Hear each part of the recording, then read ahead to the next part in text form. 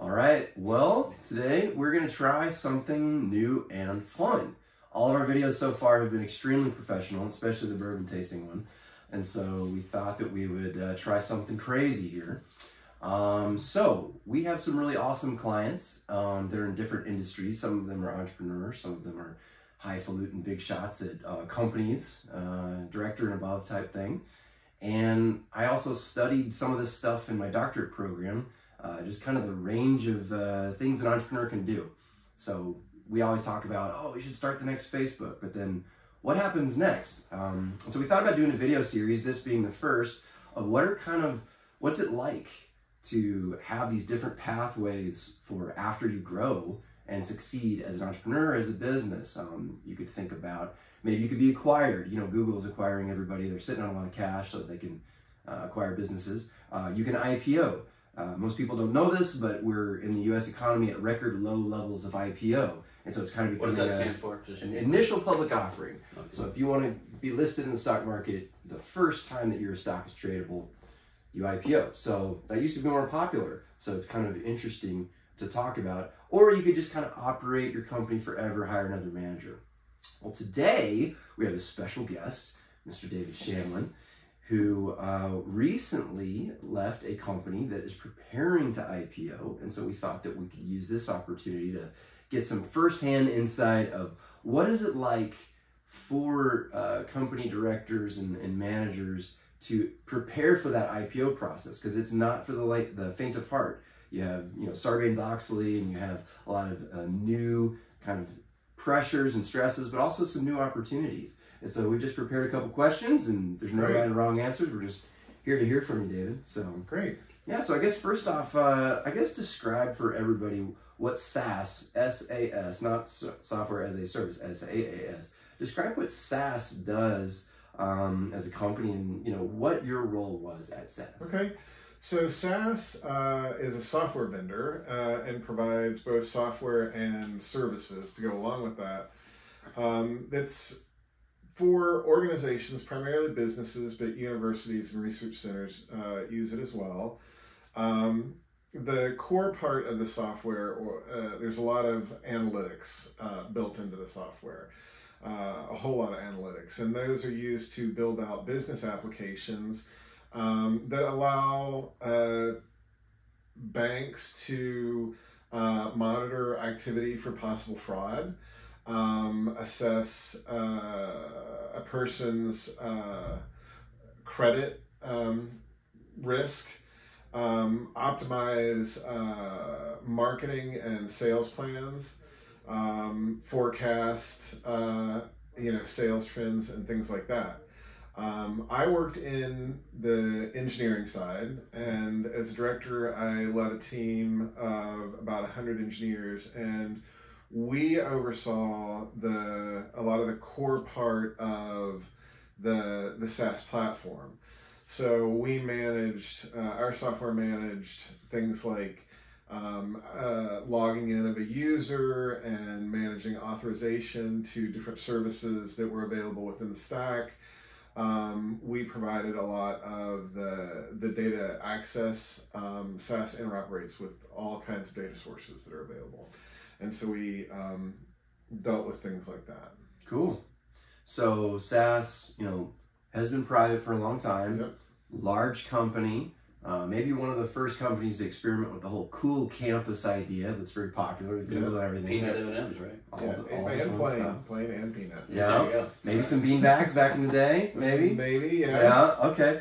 So, when you think about a company like that that's large, successful, and is now, pivoting to a different form of ownership with this public offering, that's a process, and there's a lot involved in that. So I guess the next question is, what changes did you notice as an employee of a large tech company before, they haven't IPO'd yet? So what have you noticed over the last couple of years that's changed, at a high level, especially things that would be maybe generic to other companies that would go through that type of experience? All right. I think one of the high-level changes that was particularly impactful to the work that I was doing and that my team was doing was related to, as you prepare to go public and as you are public, you're the value of the company itself, not just the product or the revenue stream, but the overall company becomes very important to your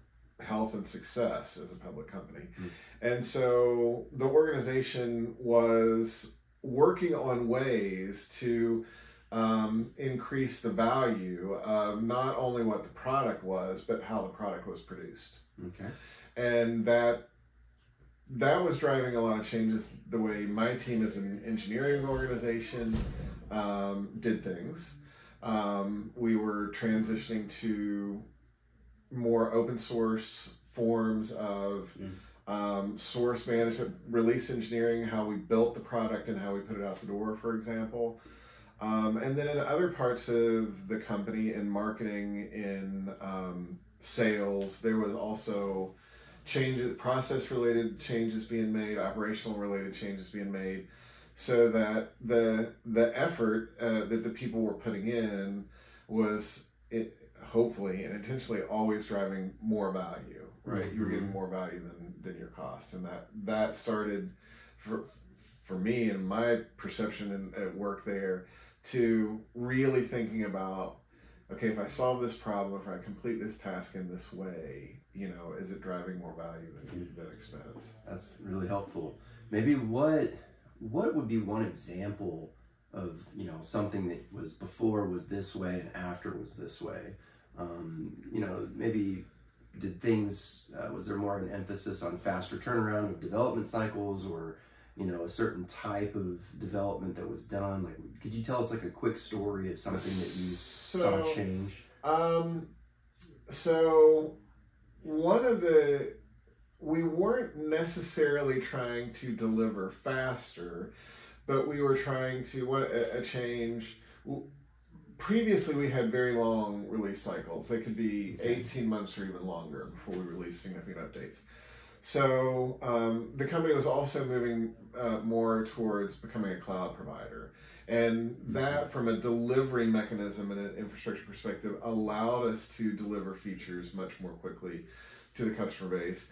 But in terms of moving towards IPO, the company needed to be able to predict with a very high level of confidence what we would be able to deliver in the relative short time frame. In a 3 to 6 month window, we needed to maintain a roadmap that we had confidence in. Confidence from an engineering perspective, from a go-to-market perspective, that we could deliver these features in those points in time. And that's important, for a public company, to be able to do that, predict and deliver on that prediction. And those windows are in that on quarterly basis. Right. So that was a change. That was a significant change for us. And again, in the engineering side, we were working to change our delivery model so that it was continuous. What is referred to now frequently within the software industry and in the cloud-based community is continuous delivery. So theoretically, I could make a change to the software this afternoon, and you as a user can have access to it and adopt it tomorrow. Wow. Now, I'm just curious, did it increase stress levels having these new, I have no idea what you were under prior to, and then what you moved when you were moving to more the quarterly reporting style that a public company is going to have? For me, in my particular role as a director, I had been responsible for delivery timelines for a year. Maybe the timetable was a little bit different, but the stakes of that still felt manageable to me. Now, I think for some other members on the team who weren't in management roles, they felt and we're experiencing a different kind of pressure, both because we don't have wiggle room. We really have to get this done this week. There's not the impact. We see a different impact if we have to extend the timeline than we saw in the past. And then also we were making operational and infrastructure changes, and so that affected how people were literally doing their job on a day-to-day basis. Whereas in the past, we may have used this particular piece of software to manage our code changes. Now we were using a different one. And so there was a lot of learning new skills and learning new tools going on. Cool. That's really helpful.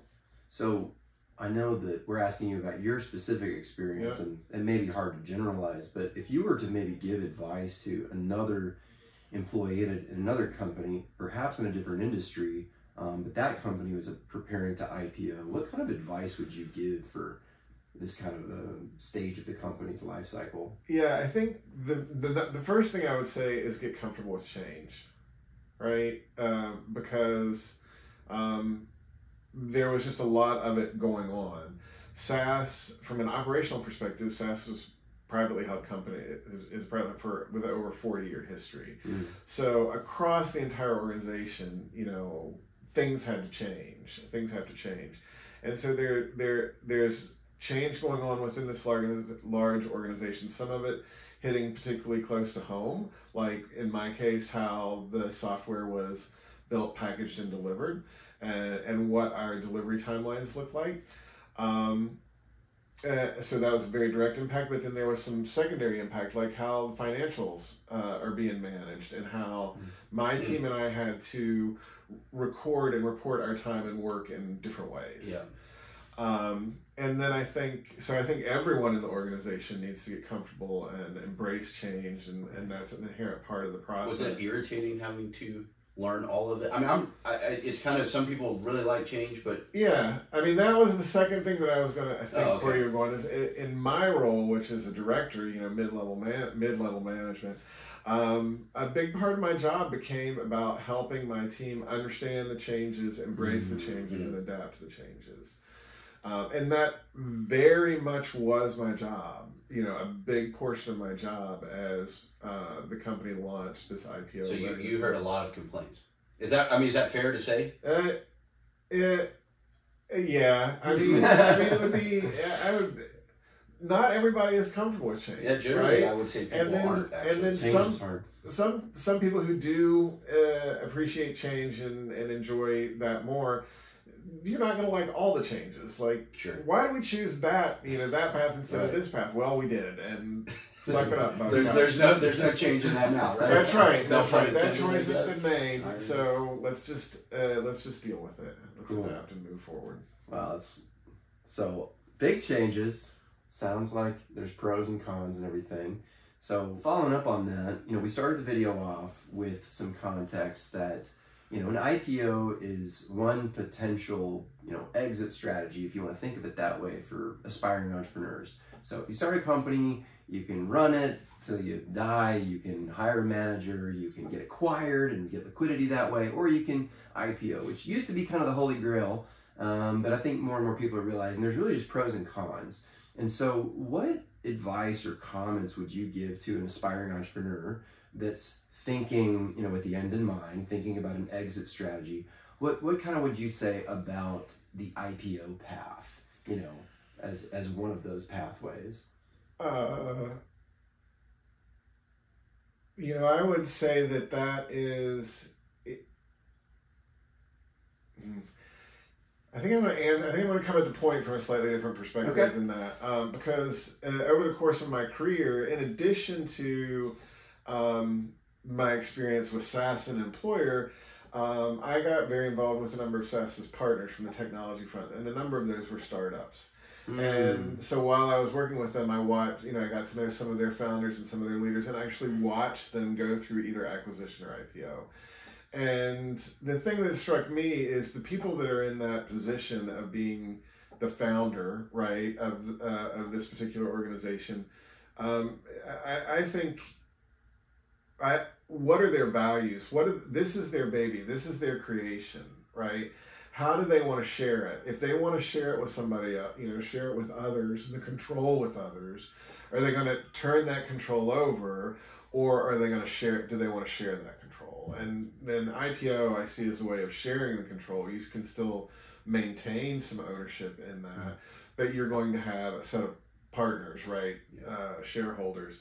And with acquisition, you're giving that control to an already existing organization, which may be public or may be private. Yeah. And so I think it's about your values and what you really want to create. That's awesome. Well, anything that we didn't ask that you really would like to share? This has been super helpful and interesting, but any other kind of final thoughts of anything you'd want to say about the IPO process in general, or? It can bring a lot of liveliness to an organization. You know, it was very, having been, I spent my whole career at SAS, right? And a great place, provided me with a lot of experiences, and the conversation and the move towards IPO came at a time where, for me, it really reinvigorated the role and the work that I was doing. So, you know, I think I think it can be exciting for everybody involved, because it keeps you out of a point of stagnation or stasis. Cool. That's cool. Well, great. Well, David, thank you so much for sharing your insights with us. That was interesting, fascinating. Hopefully, a lot of other people in different industries can find that an excellent piece of tasty advice. Cheers. Cheers.